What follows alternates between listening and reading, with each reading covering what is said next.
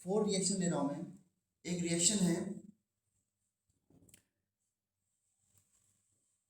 BaCl2 plus Na2SO4। बच्चों क्या बनेगा इसमें? ये एक्वस स्टेट में है, क्या बनेगा? Na2SO4 plus NaCl। BaSO4 B2, किसने कुछ गलत बोला था अभी? 2Na 2NaCl। इस रिएक्शन का नाम क्या था? क्या बोलते थे इस रिएक्शन को? Precipitation reaction. और किसी एक बच्चे ने बोला है डबल डिस्प्लेसमेंट। हाँ, डबल डिस्प्लेसमेंट रिएक्शन भी बोलते थे इसको। डबल डिस्प्लेसमेंट, डबल डिकम्पोजिशन, ये सब अभी 10th से पढ़ के आए हो आप लोग खूब अच्छे से, तभी इतने अच्छे नंबर भी आए आप लोगों के।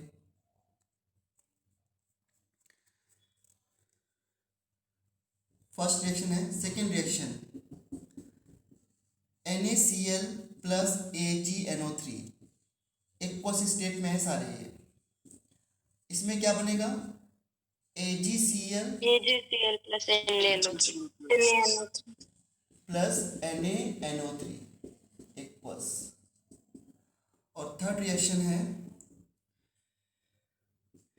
Ki प्लस PbNO3 का होल ट्वाइस बनेगा। इसमें PbI2 plus KNO3 KNO3। Very good. Aqueous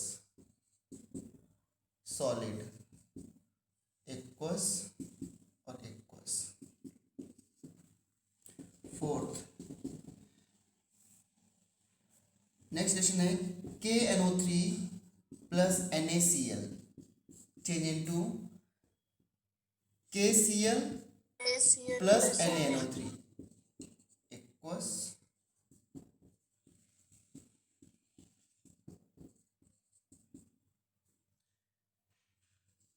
in which reaction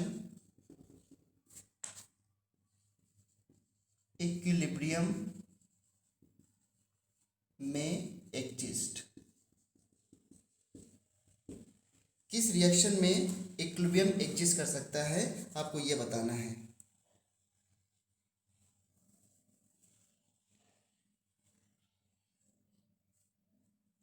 second. Okay, सभी लोग थोड़ा सा ट्राई करें, सोच के देखें, एक दूसरे का आंसर का वेट नहीं करना है।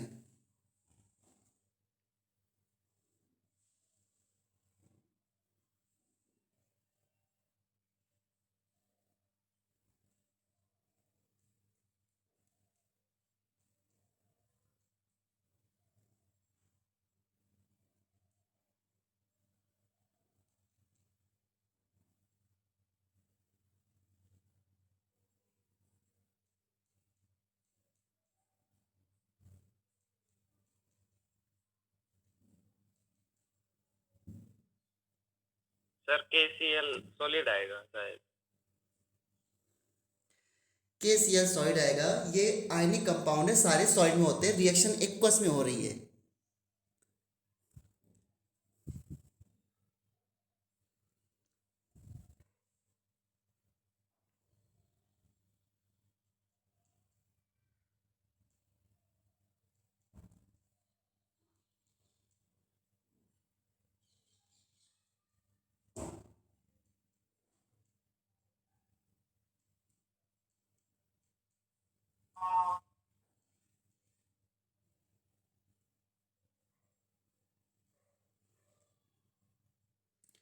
जो बच्चे गए मैं उनके लिए बोल रहा हूँ, सभी के लिए। नहीं बता पाओगे इसका आंसर? देखो, इस क्वेश्चन से थोड़ा आपको बच्चों आइडिया मिलेगा कि इक्विलिब्रियम एक्चुअली कैसे एग्जिस्ट करता है, समझे? अब मैं आपसे पूछ रहा हूँ कि इन कौन सी रिएक्शन में इक्विलिब्रियम हो सकता है। बहुत इंटरेस्टिंग क्वेश्चन है ये।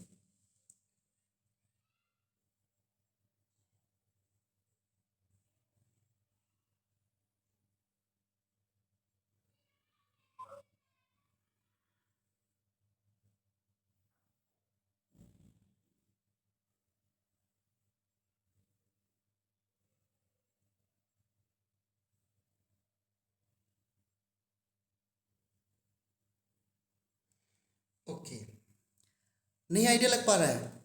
बताओ अच्छा पहले, BSO4 PPT होता है कि नहीं होता है? PPT सुना है आपने, नाम आपने? Yes, sir. Yes, sir. PPT solid होता है, इसलिए मैंने इसको सॉलिड में लिखा है क्योंकि ये आयनों में डिसोसिएट नहीं होगा। और एक बात और याद रखना, PPT is the stable form of a substance. PPT किसी सब्सटेंस की स्टेबल फॉर्म होती है, और जो स्टेबल है वो आयनों में नहीं टूटेगा। इसलिए ये मैंने ये साइन लगा दिया इक्विलिब्रियम का। इक्विलिब्रियम साइन अभी नहीं, हम तो चेक कर रहे हैं कि किस में इक्विलिब्रियम आ सकता है। तो क्या स्टेबल फॉर्म वापस से रिएक्टेंट देना चाहेगा, यस या no? No, sir. No No, sir, sir. Very good. देखो मैंने कहा था बच्चों, इक्विलिब्रियम होता है बैलेंसिंग, बैलेंस ऑफ फोर्स। अगर प्रोडक्ट में कोई ऐसा मॉलिक्यूल बन गया है जो कि बहुत स्टेबल हो, तो फिर वो क्यों देना चाहेगा रिएक्टेंट? नो, नहीं देगा। तो PPT तो डिसोसिएट ही नहीं करते हैं आयंस में, बहुत ही कम डिसोसिएट करते हैं। मतलब ये समझ लो कि अगर मैं इसके 1 करोड़ मॉलिक्यूल ले लूँ तो 1 करोड़ में हो सकता है कि 1 या 2 मॉलिक्यूल आयनों में टूट जाएं, बहुत मुश्किल से। इसके बाद AgCl आ जाओ, दिस इज ऑल्सो PPT। कोई बता सकता है कि इस PPT का कलर क्या होता है AgCl? Yellow. Yellow. Yellow yellow yellow, गलत गलत गलत, वाइट होता है, वाइट होता है, White. वाइट।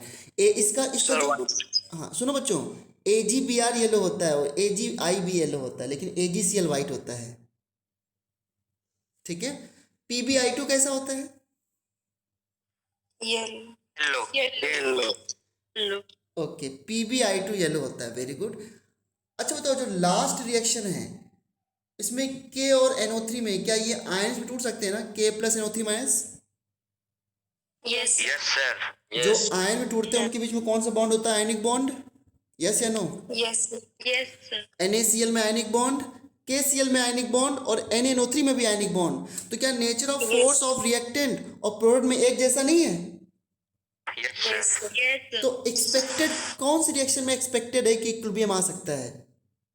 Fourth. फोर्थ। ऐसे क्वेश्चन आते हैं, मतलब आते क्या है, एक ऐसा क्वेश्चन एक बार आ चुका है, उसके बाद से नहीं आया है, क्योंकि सभी बच्चों को ये नहीं पता रह सकता ना कि हमको ये प्रेसिपिटेट है कि नहीं। अब मैंने वही रिएक्शन दिए, यही क्यों पूछा गया था?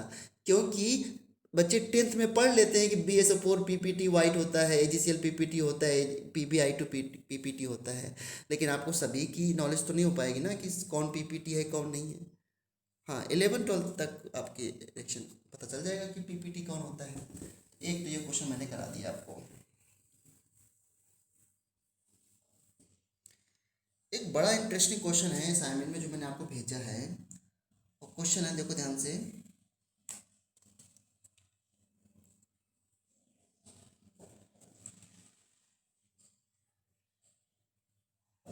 बहुत अच्छा क्वेश्चन है ये आप जब करोगे क्वेश्चन सॉल्व तो आपको पक्का इसमें कंफ्यूजन होगा, इसलिए मैं पहले ही बता देता हूँ। A vessel at 1000 Kelvin contains CO2 with a pressure of 0.5 atm atmosphere.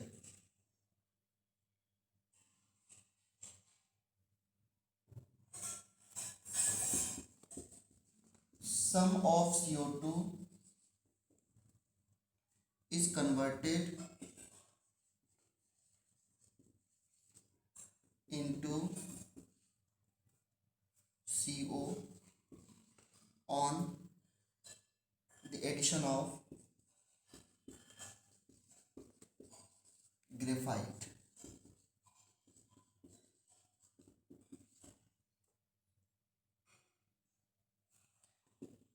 If total pressure at equilibrium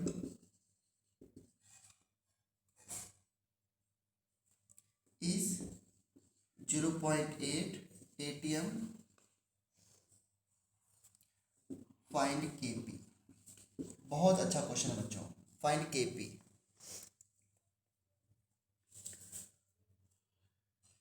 vessel में CO2 गैस पहले से है। अब बताओ मुझे, किसी वेसल में CO2 गैस है तो क्या CO2 गैस प्रेशर एग्जर्ट करेगी, यस या no? Yes, sir. Yes, sir. तो उसकी वजह से कितना प्रेशर है शुरू में? 0.5 atm। 0. ओके, तो CO2 गैस 0.5 atm प्रेशर पे है इनिशियली, ठीक है बच्चों। अब इसमें क्या ऐड कर दिया गया? Carbon graphite. Carbon graphite solid होगा या लिक्विड होगा? Solid. Solid. ओके बच्चों,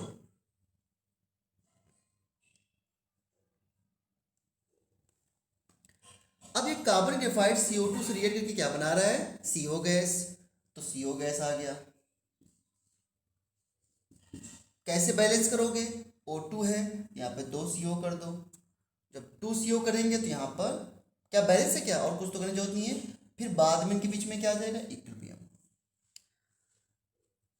अब एक बात बताना, बहुत अच्छा क्वेश्चन है। जब रिएक्शन स्टार्ट हुई कार्बन को ऐड करने के बाद CO बनने लगा, तो क्या वेसल के अंदर pressure due to CO2 decrease होगा? Yes, sir. क्योंकि CO2 के जितने मॉलिक्यूल्स थे उसके कुछ मॉलिक्यूल C से रिलेटेड CO नहीं बना रहे हैं। मैं ये नहीं कह रहा हूँ कि टोटल प्रेशर इंक्रीज या डिक्रीज है, मैं कह रहा हूँ कि प्रेशर में जो CO2 का कंट्रीब्यूशन है वो डिक्रीज होगा कि नहीं डिक्रीज होगा? Yes. Yes. हाँ, क्योंकि CO2 के कुछ मॉलिक्यूल रिएक्ट करके CO गैस बना लें। टोटल प्रेशर इंक्रीज क्यों हो रहा है? क्योंकि अब कंटेनर के अंदर CO2 गैस भी कुछ बची हुई है और CO गैस भी न्यू गैस के पार्टिकल भी बन के आ गए हैं, तो ज़्यादा प्रेशर एग्जिट करेंगे। इसलिए देखो इक्विलिब्रियम पे प्रेशर कितना है बच्चों? 0.8। तो इक्विलिब्रियम पे प्रेशर ज़्यादा क्यों हो गया बताओ? किसकी वजह से ज़्यादा हो गया? CO और CO2 gas. हाँ, तो अगर मैं बोल रहा है कि इक्विलिब्रियम पे प्रेशर 0.8 है, तो आप लोग मुझे जरा बताना, क्या मैं इसको ऐसे ले सकता हूँ? Pressure of CO2 plus pressure of CO equal to 0.8? नहीं ले सकता हूँ? Yes, sir. Yes, sir. Yes, sir. Okay, very good. ये अच्छा, ये कंडीशन कब दे रखी है? Pressure of CO2 plus pressure of CO equal to 0.8 equilibrium पे। Equilibrium. Equilibrium, very good. चलो, अब वही इक्विलिब्रियम की प्रॉपर्टीज लगाना है। इक्विलिब्रियम की प्रॉपर्टीज लगाना है बेटा। देखो, आपको मैंने कहा था कि अगर वेसल का वॉल्यूम कांस्टेंट है तो प्रेशर में वही ट्रीटमेंट करोगे जो मोल के साथ ट्रीटमेंट करते हो। PV equal to nRT, volume constant है तो P प्रोपोर्शनल टू n। ये मैंने कई बार बोला है आपसे, P equal to n/V/RT। Temperature constant, gas constant, अगर वेसल का वॉल्यूम कांस्टेंट है। अब वेसल का वॉल्यूम तो नहीं बढ़ाओगे घटाओगे बच्चों, तो वॉल्यूम वेसल का कांस्टेंट है तो P प्रोपोर्शनल टू n हो गया। यानी कि जैसे मोल को डिसोसिएट करते हो वैसे ही प्रेशर को डिसोसिएट कर लो। मीन्स वैसे ही जैसे मोल्स कम हो रहे हैं वैसे प्रेशर कम होगा ऑफ CO2। वैसे बिल्कुल लिखना, जैसे कि मोल में 1 - x नहीं करते हो तो यहाँ पर भी 1 - x की तरह कर लो। इसको प्रेशर को मोल की तरह ट्रीट कर लो, तो 0.5 - x, ये कितना बनेगा? 2x। 2x. अब आप कहोगे सर कार्बन सॉलिड का क्या किया? जब सॉलिड को इक्विलिब्रियम में लिखना ही नहीं है, आपको कल बताया गया था सॉलिड को लिखते नहीं इक्विलिब्रियम, तो क्या करना है हमको सॉलिड का? ये सॉलिड की कुछ भी तभी तो कुछ सॉलिड की कुछ इन्फॉर्मेशन दी है कि कितने ग्राम सॉलिड है, कुछ नहीं दिया ना। अपने आप से मान लो कि सॉलिड के A मोल्स हैं तो ये A - x हो जाएगा, इसके A मोल्स हैं तो ये A - x हो जाएगा, लेकिन हमको इसकी जरूरत तो है नहीं बच्चों। यस या नो? Yes. हाँ, ये हमने इक्विलिब्रियम पे लिख दिया, तो इक्विलिब्रियम पे प्रेशर ड्यू टू CO2 क्या बचा? 0.5 - x। अगर आपको x में ना लिखना हो तो आप ऐसे लिख सकते हो कि 0.5 - p। इसकी वजह से प्रेशर डिक्रीज होगा, इसकी वजह से प्रेशर इंक्रीज होगा और इक्वल टू 2p। मैं तो देर से क्या समझा रहा हूँ आपको कि बिल्कुल मोल की तरह प्रेशर का ट्रीटमेंट कर सकते हो। 0.5 - p, इसकी वजह से प्रेशर डिक्रीज हुआ, इसकी वजह से प्रेशर इंक्रीज हुआ। नाउ टोटल प्रेशर क्या हो गया? 0.8। तो क्या मैं ले सकता हूँ प्रेशर ऑफ CO2 क्या है? 0.5 + p, और प्रेशर ऑफ CO क्या है? 2p equal to 0.8। जल्दी बताओ मुझे, क्या मैंने सही किया है? Sir, 0.5 Yes. minus P. हाँ, मैंने गलत किया है Yes. क्योंकि मेरी आदत है। 0.5 minus P plus 2p equal to 0.8। अब तो सही है। Yes, sir. तो बताओ फिर p की वैल्यू क्या है यहाँ से, जल्दी बताओ। 0.3. 0.3। ओके,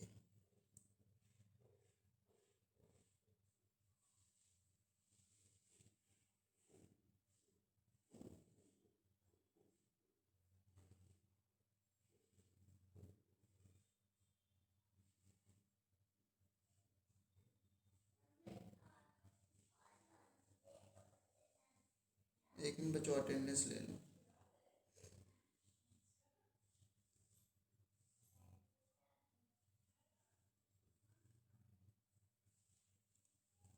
ठीक है, तो p की वैल्यू आ गई 0.3। अब मुझे बताना जरा एक बात, kp निकालने के लिए क्या चाहिए? क्या मैं इसका kp कैसे लिखूंगा, इसका बताओ जल्दी से। क्या मैं लिखूंगा प्रेशर ऑफ CO का square divide by pressure of CO2? क्यों बच्चों? Yes, sir. Yes, sir. Yes, और sir. यहाँ पे तो डायरेक्टली Right, प्रेशर sir. आपको मिल रहा है ना, डायरेक्टली प्रेशर मिल रहा है। ये पार्शियल प्रेशर को मोल फ्रैक्शन तरह निकालने की होती है, जब प्रेशर में दे रखा है सब कुछ। तो प्रेशर ऑफ CO कितना आ जाएगा?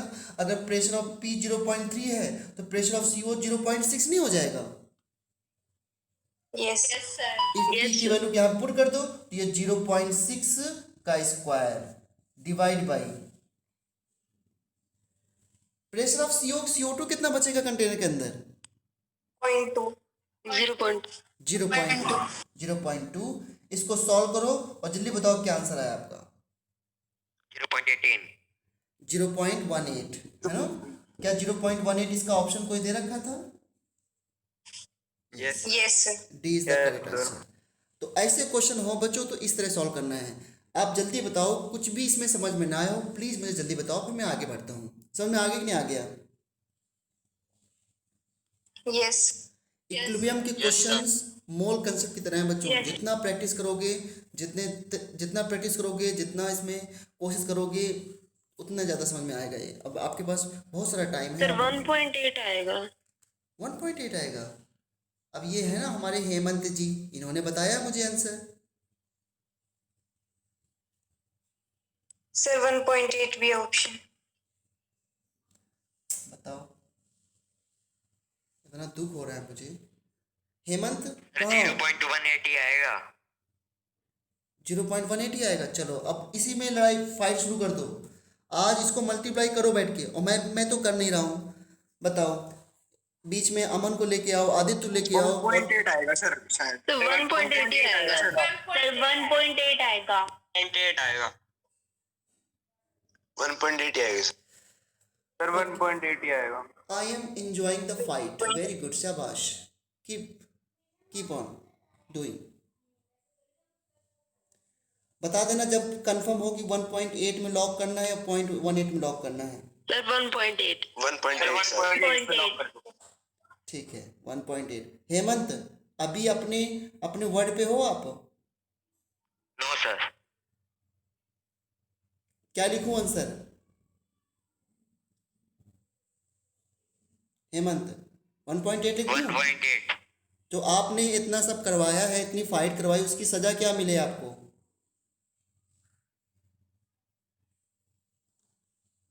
अपने कान पकड़ो और 3 बार उठो बैठो। चलो ओके, तो ये क्वेश्चन हो गया।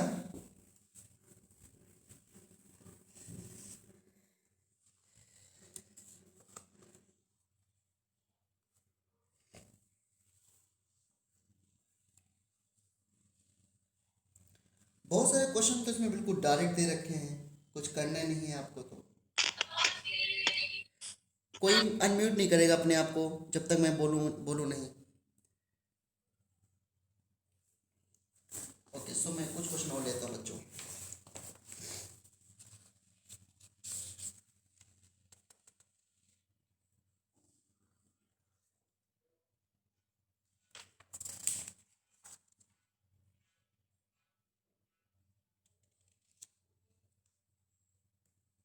क्वेश्चन है N2 gas plus 3H2 gas change into 2NH3 gas.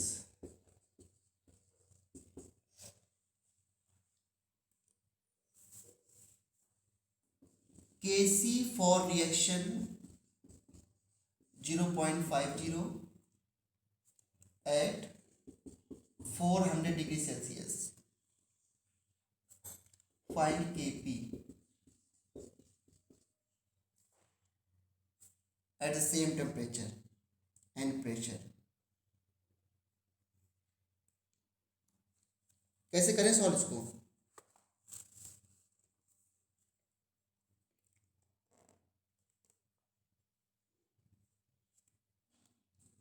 Kp is equal to Kc into RT raised to the power delta n. Kp equal to Kc RT की पावर डेल्टा Ng और Kc कितना दे रखा है 0.5। R कितना put करोगे? R 0.0821।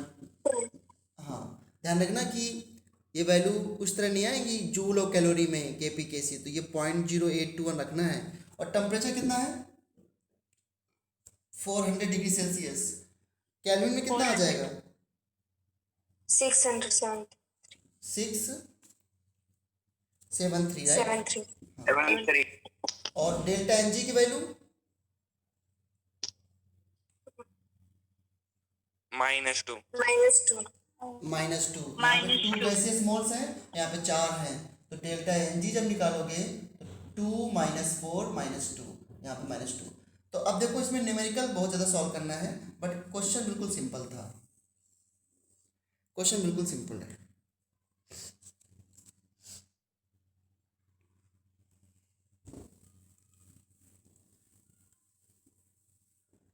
एक term होता है बच्चों degree of dissociation. Degree of dissociation वैसे तो इसको अल्फा से डिनोट करते हैं, अल्फा से, और डिनोट करने को तो एक्स वाई कुछ भी बोलते हैं एग्जाम में कि डिग्री ऑफ डिसोसिएशन एक्स है, डिग्री ऑफ डिसोसिएशन वाई है, लेकिन इन जनरल अल्फा से डिनोट करते हैं। ये क्या होता है? डिग्री ऑफ डिसोसिएशन जब बात होती है ना, तो ये हमेशा 1 के रिस्पेक्ट में देखी जाती है, हमेशा 1 के रिस्पेक्ट में। ये होता क्या है? Moles dissociated divide by initial मोल। अब जब किसी क्वांटिटी को आप इनिशियल मोल से डिवाइड करेंगे तो दैट मीन्स आप वन के रिस्पेक्ट में देख रहे हैं, वन के, जैसे कि जब इनिशियल प्राइस से डिवाइड करते हैं तो इसका मतलब 1 की वैल्यू क्या है वो हमको मिल जाती है। तो डिसोसिएशन को मैंने एक्स से डिनोट किया था, किसी इक्विलिब्रियम में डिसोसिएशन हम उसको अल्फा से भी कर सकते हैं। जैसे कोई रिएक्शन अगर ए से बी प्लस सी है, इक्विलिब्रियम है, इसके इनिशियल मोल्स मैंने 1 लिए हैं, तो इक्विलिब्रियम पे इसको कैसे लिखता था मैं? 1 - x, और ये क्या लिखता था? x और x। ऐसा था ना बच्चों? लेकिन Yes, sir. अगर मैं इसी का अल्फा निकालना चाहूँ, अल्फा रिएक्टेंट के टर्म्स में निकालता है हमेशा रिएक्टेंट, क्योंकि डिसोसिएशन रिएक्टेंट का हो रहा है। तो अल्फा क्या होता है? Mole dissociated. कितने मोल डिसोसिएट हो रहे हैं रिएक्टेंट के? x। और इनिशियल मोल्स कितने थे? 1। तो अल्फा कितना आ गया? Alpha equal to x। तो अगर इस रिप्रेजेंटेशन को अल्फा में लिखना है तो कैसे लिखोगे? x के प्लेस पे अल्फा पुट कर दोगे तो क्या आ जाएगा? 1 - अल्फा, अल्फा और अल्फा। सेम इक्विलिब्रियम का रिप्रेजेंटेशन होगा, लेकिन ये सेम तभी होता है जब कोफिशिएंट 1 हो, या फिर आप इसे निकाल के देख सकते हो, कोई मतलब लन का जरूरत नहीं है। मैं क्या बोल रहा हूँ बार बार, अल्फा को हमेशा 1 के रिस्पेक्ट में दिखाता है कि अगर मान लो इनिशियल मोल 2 है तो आपको ये देखना पड़ेगा 1 से कितना डिसोसिएट हो रहा है, अगर 2 से कुछ अमाउंट डिसोसिएट हो रही है तो। ठीक है, देखो ध्यान से कैसे। अगर इसी रिएक्शन में A change into B plus C, अगर इसके इनिशियल मोल में 2 लेता और ये 0 0 है, तो इक्विलिब्रियम पे मैं इसको क्या लिखता, 2 माइनस एक्स और एक्स लिखता, यस या नो? Yes, sir. लेकिन अगर इसको अल्फा के टर्म में लिखना है तो अल्फा क्या होता है, मोल डिसोसिएटेड। कितने मोल डिसोसिएट हुए, एक्स रिएक्टेंट के, X. और इनिशियल कितने थे, 2। 2. तो अल्फा एक्स क्या आ गया, 2 अल्फा। तो अगर मैं इसके डिसोसिएशन को अल्फा के टर्म में लिखना चाहूं तो कैसे लिखूंगा? 2 minus 2 alpha. हाँ, 2 माइनस 2 अल्फा, 2 अल्फा और 2 अल्फा, इस तरीके से लिखेंगे। केपी केसी की वैल्यूज एक्स से भी सेम आनी है और अल्फा से भी सेम आनी है, लेकिन अक्सर क्वेश्चन में अल्फा के टर्म्स में देता है। और वैसे मुझे बताओ जरा, अगर कोई डिसोसिएशन किसी डिसोसिएशन में 1 से अल्फा जा रहा है तो 2 से कितना जाएगा? 2 alpha. 2 alpha. और अगर इनिशियल मोल 3 है तो कितना जाएगा? 3 alpha. 3 alpha. 4 है तो कितना जाएगा? 4 अल्फा। 4 alpha. तो आपको क्या ये फार्मूले यूज करने की जरूरत है क्या? फार्मूले यूज की जरूरत नहीं है, आप डायरेक्टली समझ जाओगे कि अगर 2 है तो 2 अल्फा जाएगा, 3 है तो 3, क्योंकि अल्फा हमेशा 1 के स्पेक्ट्रम में देखा जाता है। इन moles dissociate divide by initial moles, इस तरीके से। और देखो कुछ थोड़ा सा कॉम्प्लिकेट क्वेश्चन लेता हूँ। सर रिएक्शन कोएफिशिएंट बता दो। रिएक्शन क्वेश्चन तो हो चुका है पहले, और उसमें क्वेश्चन भी कर चुके हैं। आप आए नहीं थे क्या उस क्लास में? हाँ सर। ठीक है, तो अभी उसका नंबर नहीं आएगा, जब क्वेश्चन आएंगे तब नंबर आ जाएगा। अभी मुझे इसको फिनिश करने दो। देखो फिर से मैं लिखता हूँ, अगर कोई इक्विलिब्रियम है बच्चों h into 3b plus 4c। ध्यान देना, जो मैं बता रहा हूँ ना, इसमें बच्चे 12th तक कन्फ्यूज रहते हैं, 12th तक, इसलिए बहुत सारे एग्जाम्पल देके समझा रहा हूँ, कोशिश करना समझने के अच्छे से। अगर मैं इसके इनिशियल मोल 3 लेता हूँ टाइम t इक्वल टू 0 पर, तो ये 0 0 हो जाएगा। और इक्विलिब्रियम टाइम पर देखो, अगर किसी बच्चे को अल्फा में डायरेक्ट लिखने में प्रॉब्लम हो तो पहले एक्स में लिख सकता है अमाउंट ऑफ डिसोसिएशन। देखो अमाउंट ऑफ डिसोसिएशन और डिग्री ऑफ डिसोसिएशन में बहुत फर्क है। डिग्री ऑफ डिसोसिएशन हमेशा 1 के स्पेक्ट्रम में देखा जाता है, ठीक है। अल्दो केपी केसी की वैल्यू में कोई चीज़ नहीं आएगा, चाहे एक्स से करो चाहे अल्फा से करो। देखो अगर मुझे एक्स से करना होगा तो कैसे लिखेंगे, जो अभी तक लिखते आए कैसे लिखेंगे बताओ जरा। 3 माइनस एक्स, एक्स जाता है कॉफिशिएंट के अकॉर्डिंग, एक्स जाता है कॉफिशिएंट के अकॉर्डिंग। तो एक से जब इसके 1 मोल डिसोसिएट होगा तो इसे कितने मोल बनेंगे, 3, इसे कितने बनेंगे 4।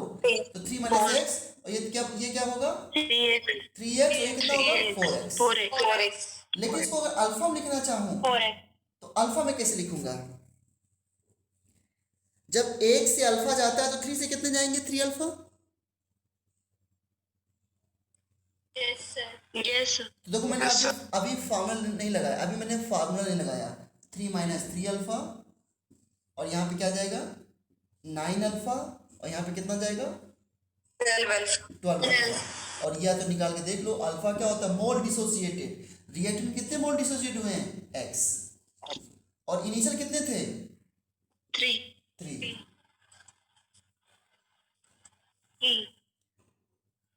तो अल्फा कितना, एक्स कितना आ गया 3 अल्फा, यहाँ पे पुट कर दो, आंसर आ गया। अब देखो एक मैं क्वेश्चन पूछता हूँ, बिल्कुल इंटरेस्टिंग सा, बिल्कुल छोटा सा क्वेश्चन। किसी रिएक्शन में रिएक्टेंट के इनिशियल मोल्स 2 थे, किसी रिएक्शन में रिएक्टेंट के इनिशियल मोल्स 2 थे, उसका 25% डिसोसिएट हो गया, बताओ अल्फा कितना है।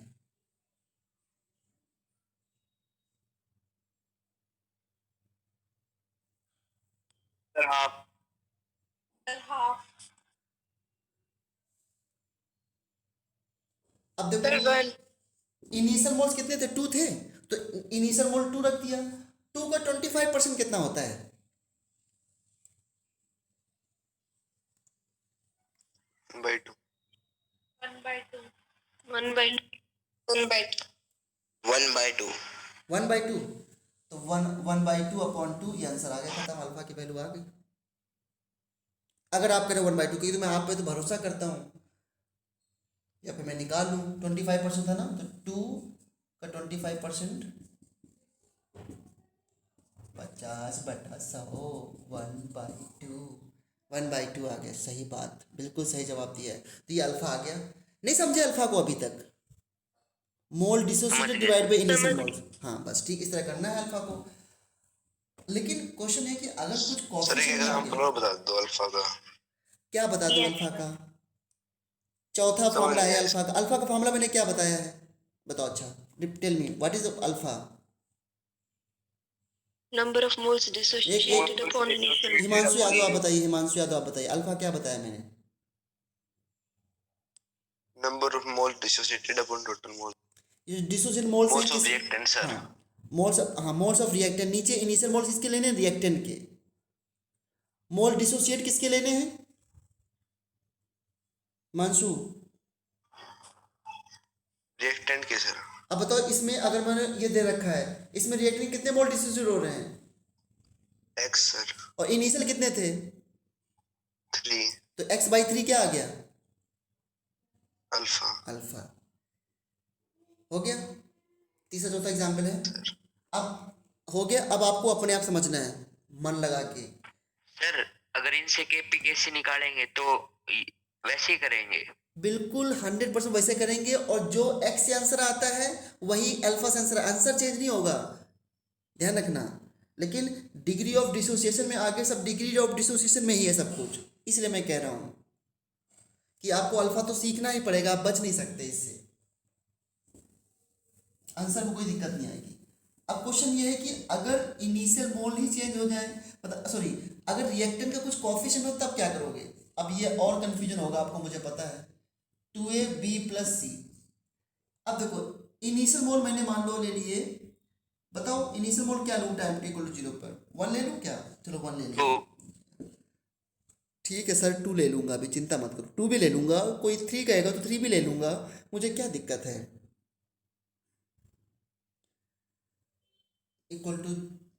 टाइम = 0 यानी कि इनिशियल में 1 है।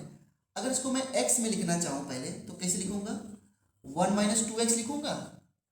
Yes, sir. Yes, sir. और ये x और x बनेगा। X. अच्छा एक चीज बताओ, मान लो किसी को अल्फा नहीं समझ में आ रहा है डायरेक्ट लिखना, तो उसको x तो लिख सकता है ना वो, और उसके बाद तुरंत अल्फा निकाल लो फिर पुट कर दो। अगर आपको दिक्कत आ रही है भाई नहीं डायरेक्टली नहीं कर पा रहे हो, नहीं समझ पा रहे हो, तो आप x अल्फा निकाल लो फिर पुट कर दो x की वैल्यू। अदरवाइज कैसे करोगे? देखो 1 से क्या जाता है हमेशा? अल्फा या 2 अल्फा? 2 अल्फा। 2 alpha. गलत हो गया ना, गलत हो गया ना। मैं क्या कहना चाह रहा हूँ, देखो देखो मेरी बात सुन ध्यान से। मैंने कहा कि अगर इनिशियल मोल्स 1 है तो 1 - अल्फा होगा। इनिशियल अगर 2 है तो क्या होगा? 2 - 2 अल्फा होगा। मैंने कहा कि 1 से अल्फा, ये हमेशा 1 के इसमें देखा जाता है, तो 1 से अल्फा जाएगा तो 2 से 2 अल्फा जाएगा, 3 से 3 अल्फा जाएगा। बोलो। Yes, sir. हाँ तो यहाँ पर आपको 1 से 1 अल्फा लिखना पड़ेगा। यानी कि मैं इसको अगर डायरेक्टली लिखूँ तो 1 - अल्फा होगा। तो फिर यहाँ पे क्या आएगा? अल्फा/2 अल्फा/2। क्योंकि जब मैं 2x की प्लेस पर अल्फा पुट कर रहा हूँ तो फिर यहाँ पे x की वैल्यू क्या आ जाएगी? अल्फा/2। और नहीं समझे? देखो क्योंकि अल्फा हमेशा 1 के रिस्पेक्ट में होता है, तो ये 1 - अल्फा होगा, तो जो इसका कोफिशिएंट होगा ना वो जाके इधर डिवाइड हो जाएगा। अब अगर ये बात नहीं समझ आए तो आप अल्फा निकाल लो। लेट अस कंसीडर कि आपको ये समझ में नहीं आया। ठीक है, लेट अस कंसीडर कि आपको ये समझ में नहीं आया, तो फाइंड द अल्फा। अल्फा क्या होगा? मोल डिसोसिएटेड। कितने मोल डिसोसिएट हो रहे हैं? 2x. 2x divide by initial moles कितने थे? 1. 1। अब पुट कर दो जरा। 2s की जगह पे अल्फा पुट करना है, तो यहाँ पे अल्फा पुट कर दिया, तो x की प्लेस पे क्या आएगा? Alpha/2. अल्फा/2 आ गया ना, आंसर आ गया। अल्फा/2। तो दोनों तरीके हैं। एक होता है टैलेंट के साथ कि भाई डायरेक्टली कर दिया, एक होता है थोड़ा देख लो, कोई बात नहीं, दोनों के नंबर तो सेम आएंगे। अगर मान लो इसी इक्विलिब्रियम में यहाँ पर 3a कर दूं मैं, 3a, तो यहाँ पे क्या होता है? x में 3x होता कि नहीं होता? Yes, sir. Yes, sir. तो अगर 1 से अल्फा जाता है तो 1 से अल्फा ही जाएगा। तो 1 से अल्फा जा रहा है तो यहाँ पर 1 - अल्फा लिखना पड़ेगा ना। कभी ध्यान रखना, कभी भी ऐसा नहीं हो सकता 1 - 2 अल्फा। ध्यान रखना, ऐसा कभी नहीं होगा 1 - 2 अल्फा 1 - 3 अल्फा, ऐसा कभी नहीं हो सकता। क्यों? क्योंकि अल्फा हमेशा 1 के रिस्पेक्ट में होता है।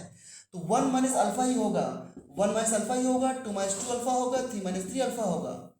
ठीक है, तो 1 माइनस अल्फा अगर लिखूंगा तो मैं 3x के प्लेस पे क्या पुट कर रहा हूँ? अल्फा। अल्फा यहाँ पे क्या आ जाएगा? Alpha by 3. Alpha by 3 alpha by 3, alpha by 3। और यहाँ पर अगर 2 भी होता तो यहाँ पर 2 अल्फा बाई 3 नहीं हो जाता? अगर मैं यहाँ पर 2 भी कर दूँ तो अब क्या? ये 2 अल्फा बाई 3। यस देखो अब आपके पास दोनों तरीके हैं प्लीज।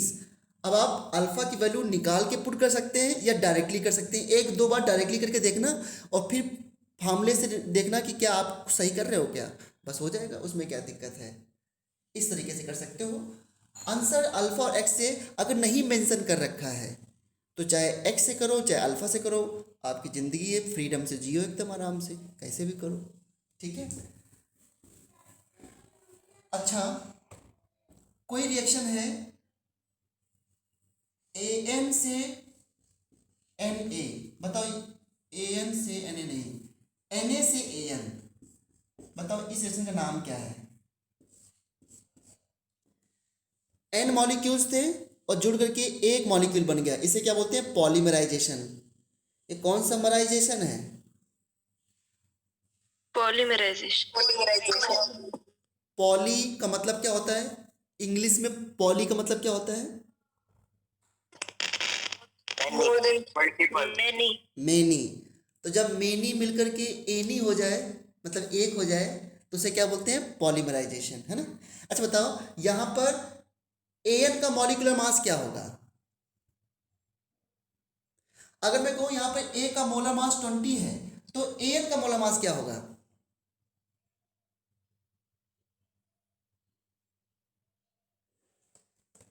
हद कर दी आपने।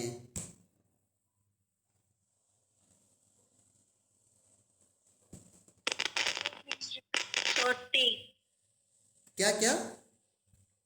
40? गलत। 20. ए का मोलर मास अगर 20 है तो एन का भी 20 होगा। 20 हाँ। कभी कभी आप लोग हद कर देते हो ना। हद कर दी आपने एक मूवी थी बच्चों, क्या कौन था हीरो था उसमें?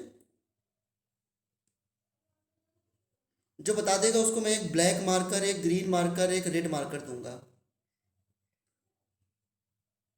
इनाम इनाम होता है बच्चों, बताओ। सर मार्कर भरे हुए होंगे खाली? मार्कर के साथ ना आपको बड़ी चिंता है ना हर चीज की, तो मैं मार्कर के साथ ना एक मार्कर के साथ आपको इंक की डिब्बी भी दे दूंगा। गोविंदा। गोविंदा, गोविंदा था बिल्कुल। और हेमंत जब भी स्कूल खुलेंगे ना सबसे पहला काम ये होगा, मैं आपको मार्कर के साथ इंक भी दे दूंगा। आपको इनाम की वो चिंता रहती, खाली मार्कर नहीं दूंगा मैं, उसके साथ इंक भी दे दूंगा और भरे हुए मार्कर मिलेंगे। आप जिंदगी भर पेन चलाना व्हाइट बोर्ड में। जॉनी लीवर भी था, रानी मुखर्जी भी। ठीक है समझ गया। आप लोगों ने मूवी खूब देखी है, पढ़ाई तो की नहीं है, समझ गया मैं। तो इसका मोलर मास जो आएगा, रिलीज हुई थी। ओके बस बस, अब इसका मोलर मास जो होगा 20 टाइम्स ऑफ ए। इसका मोलर मास 20n होगा ना बच्चों, क्योंकि अगर ए का मोलर मास 20 है तो इसका क्या हो जाएगा? 20n। करेक्ट या इनकरेक्ट? Correct, sir. ठीक, ओके ओके। फन उतनी देर करना जितनी देर मैं चाहूँ, बाकी कुछ भी इनडिसिप्लिन नहीं होना चाहिए। देखो अच्छा, इसका इनिशियल मोल्स में 1 मान लो बच्चों, तो ये 0 होगा। बताओ इसको मैं डायरेक्टली अल्फा पे लिखना चाहूँ तो क्या लिखूंगा?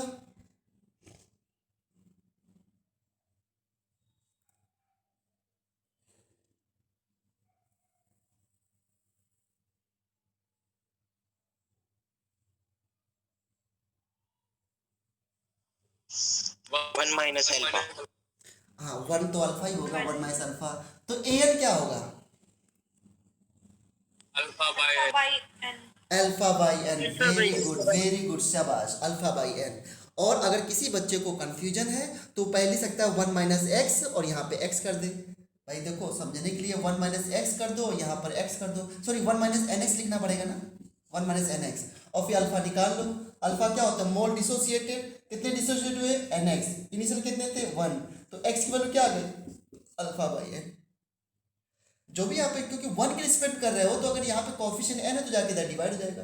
क्या नहीं समझ आया आप लोगों को? आ गया सर। वैसे अब ये तो मैं पूछूंगा ही नहीं, क्योंकि मैं बहुत बार इसको समझा चुका हूँ। मैं बार बार क्यों पूछता हूँ नहीं समझ आया, नहीं समझ आया? अरे अब तो आ जाना चाहिए, और अब भी नहीं आया तो थोड़ी मेहनत करनी चाहिए। चलो ये आ गया। अब बताओ इक्विलिब्रियम में टोटल मोल्स क्या होंगे? At equilibrium, at equilibrium total moles क्या होंगे?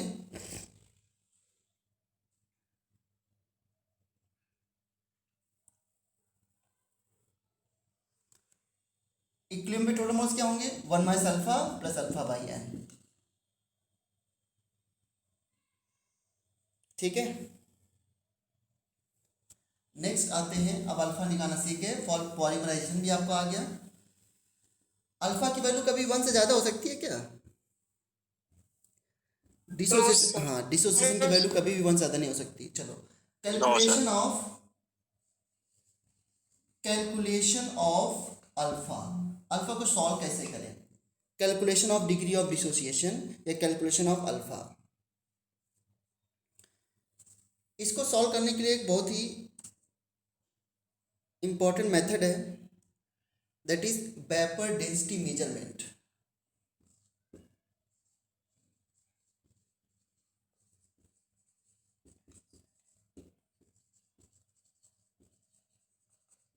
Vapour density measurement. इतना नेम पर इतना मत सोचना, बहुत सिंपल है। कोई इक्विलिब्रियम है, मान लो N2O4 गैस से 2NO2 गैस, ठीक है।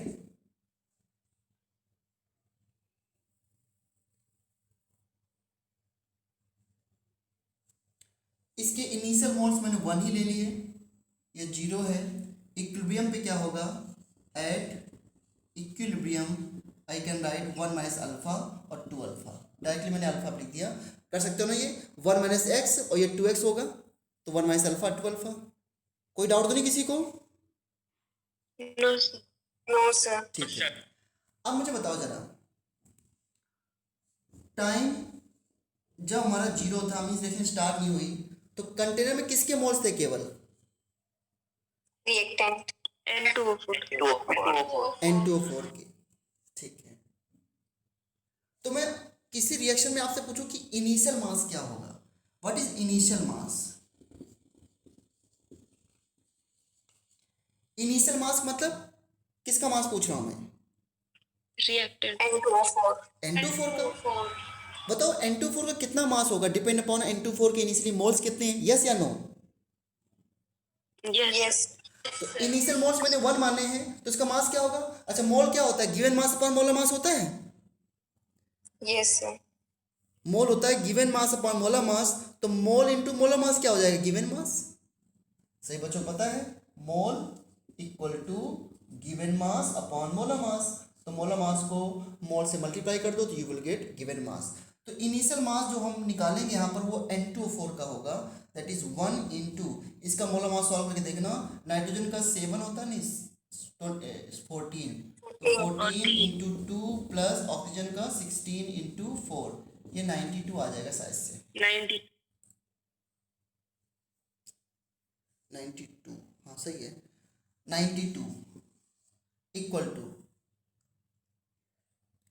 आपने मास कंजर्वेशन पढ़ा है, initial mass equal to final mass, 9th में था, 9th में। किसी भी रिएक्शन में इनिशियल मास क्या होता है? फाइनल मास के बराबर होता है। Initial mass before the reaction, final mass after the reaction. After the reaction मतलब जहाँ तक रिएक्शन गई है, हमेशा initial mass equal to final mass होता है। अब मुझे बताओ फाइनल मास कैसे निकालें इस इक्विलिब्रियम में? बहुत ही इंटरेस्टिंग है। फाइनल मास कैसे निकालें? तो फाइनल मास कैसे देखेंगे? फाइनल मास में तो रिएक्टेंट भी है और प्रोडक्ट भी है, यस या no? Yes sir. Final weight निकालने के लिए देखो फॉर्मूला तो वही है, mole into molar mass. Final moles क्या है बताओ जरा? 1 minus alpha plus 2 alpha. Very good. क्या सभी लोग सपना से बात से एग्री कर रहे हैं? क्या फाइनल मोल्स 1 प्लस अल्फा है? Yes, sir. Yes, sir. Yes, sir. Hemant कहाँ चले गए? चिराग, हर्ष, क्या final moles 1 Yes, plus sir. Alpha है? Yes, sir. Yes, sir. Okay, तो final moles 1 plus alpha into final molar mass क्या होगा? ये क्या करें? क्या रखें यहाँ पर? सर इसमें ऐसे नहीं कर सकते कि 1 माइनस अल्फा एंड 2 4 के मोल्स बचे हैं तो उसको मल्टीप्लाई कर दे उसके मोलर मास से। और फिर जो और N2 के alpha बने, को फिर N2 के जो मोल्स बने उसको मोलर मास से मल्टीप्लाई कर दे। Yes, Yes, sir. यस अरे वाह।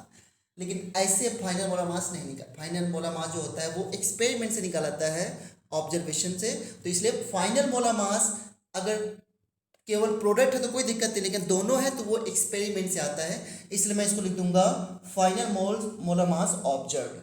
ऑब्जर्व मतलब एक्सपेरिमेंट से आपको गिवन होगा।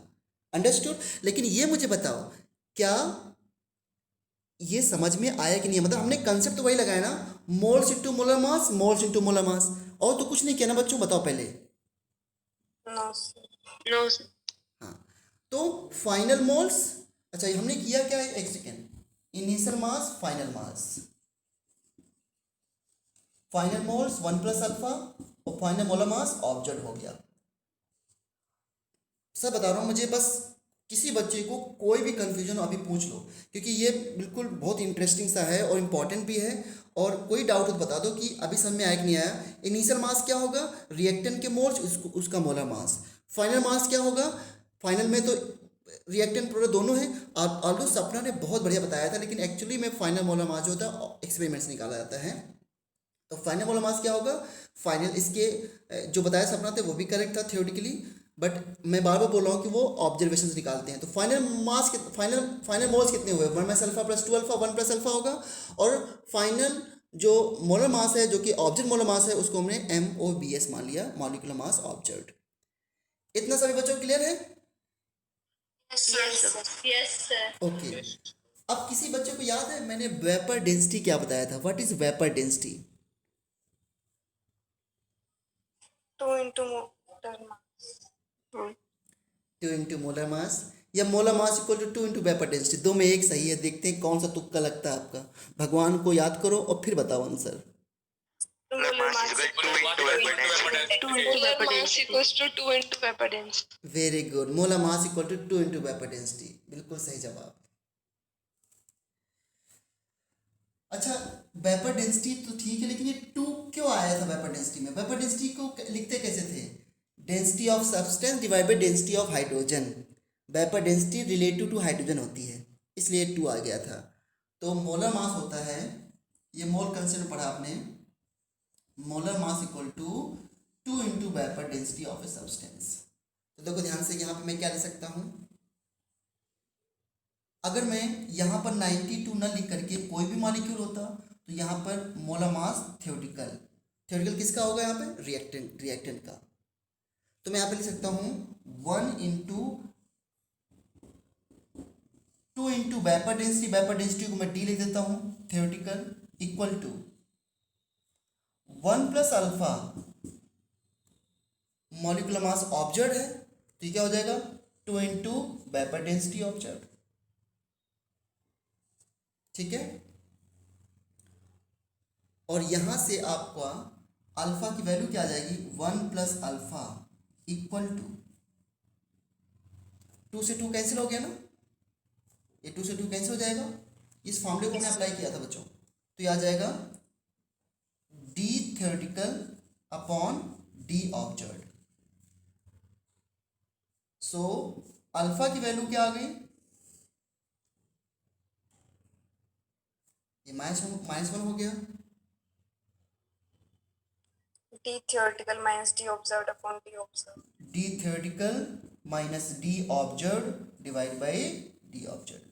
मैं सच बता रहा हूँ, अल्फा निकालने के फार्मूले दे रखे हैं बुक्स में, स्टैंडर्ड बुक्स में, और मैं आपसे कह रहा हूँ कि फार्मूले की कोई जरूरत नहीं है, 1 सेकेंड में सॉल्व हो जाता है। बस अगर इस क्वेश्चन में मॉलिक्यूलर मास ऑब्जेक्ट दे दे तो अल्फा नहीं आ गया। थ्योरेटिकल मोलर मास सबका पता होता है हमको, मॉलिक्यूलर मास ऑब्जेक्ट दे Yes. देगा तो आंसर खत्म। क्यों बच्चों, यस या नो? Yes, sir.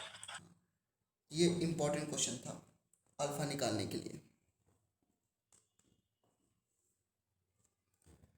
बस ये तो मैंने इसे बता दिया। ये जब भी क्वेश्चन इस पे आए तुरंत ऐसे कर लिया करो, डोंट अप्लाई फार्मूला। फार्मूला इसका दे रखा है। जैसे कोई रिएक्शन मान लो ये होती,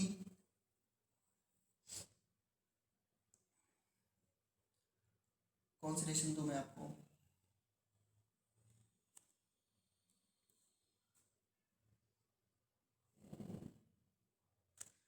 PCl5 गैस से PCl3 gas plus Cl2 gas. इसमें दे रखा है मोलर मास ऑब्जेक्ट जो है वो 190 है, ऐसे दे दिया मान लो। तो फाइंड अल्फा, अल्फा क्या होगा इसका, तो कैसे लिखेंगे, 1 माइनस अल्फा, अल्फा अल्फा लिखेंगे इक्विलिब्रियम पे, यस या no? Yes, sir. Yes, sir. Yes, sir. इसका मॉलिक्यूलर मास ऑब्जेक्ट दे रखा है, तो ये ऑब्जेक्ट मोलर मास क्या होगा, रिएक्शन मिक्सचर का होगा या किसी रिएक्टेंट का या प्रोडक्ट का है एक सिंगल? Mixture का. Mixture का. रिएक्शन मिक्सचर का। अब बताओ, initial mass equal to final mass, initial mass equal to final mass. Initial mass कितना होगा, PCl5 के मोल्स कितने माने इनिशियल मैंने अब इसमें इनिशियल मोल दे रखा होगा आपको 1, तो 1 इंटू इसका थ्योरेटिकल मोलर मास, तो molar mass of PCl5 equal to, into का साइन है, equal to 1 plus alpha. 1 plus alpha into object molar mass. 190. हाँ बताओ, 1 इंटू थ्योरेटिकल मोलर मास कितना होता है PCl5 का, तो फास्फोरस का 31, क्लोरीन का 35.5 इंटू 5 कितना आ जाएगा अप्रोक्सीमेटली? ये तो बहुत ज़्यादा सॉल्व करना पड़ेगा, कौन बताएगा मुझे, ये तो बहुत डिफिकल्ट हो गया।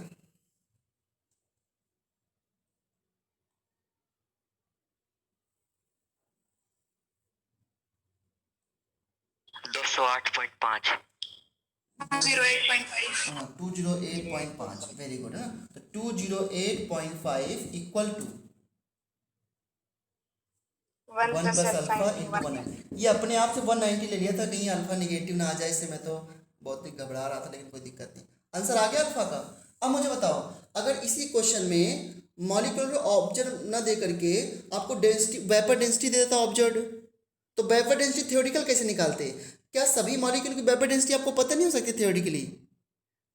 अगर 2 into observe. Yes, हाँ sir. वही तो, अगर मैं आपसे बोलूं कि N2O4 का मोलर मास 92 है, तो इसकी वेपर डेंसिटी क्या होगी बताओ? 41 नहीं हो जाएगी? 92/2. क्यों बच्चों? Yes. Yes, sir. तो थ्योरेटिकल वेपर डेंसिटी सबकी पता होगी, वो नहीं गिवन होगा, क्योंकि थ्योरेटिकल मोलर मास सबका पता होता है आपको। तो वेपर डेंसिटी निकाल लो, यहाँ से अल्फा आ गया, नहीं आ गया, अल्फा आ गया, तो इस तरीके से आप अल्फा निकाल सकते हो। चलो ठीक है, असाइनमेंट आप ट्राई कर लेना अच्छे से।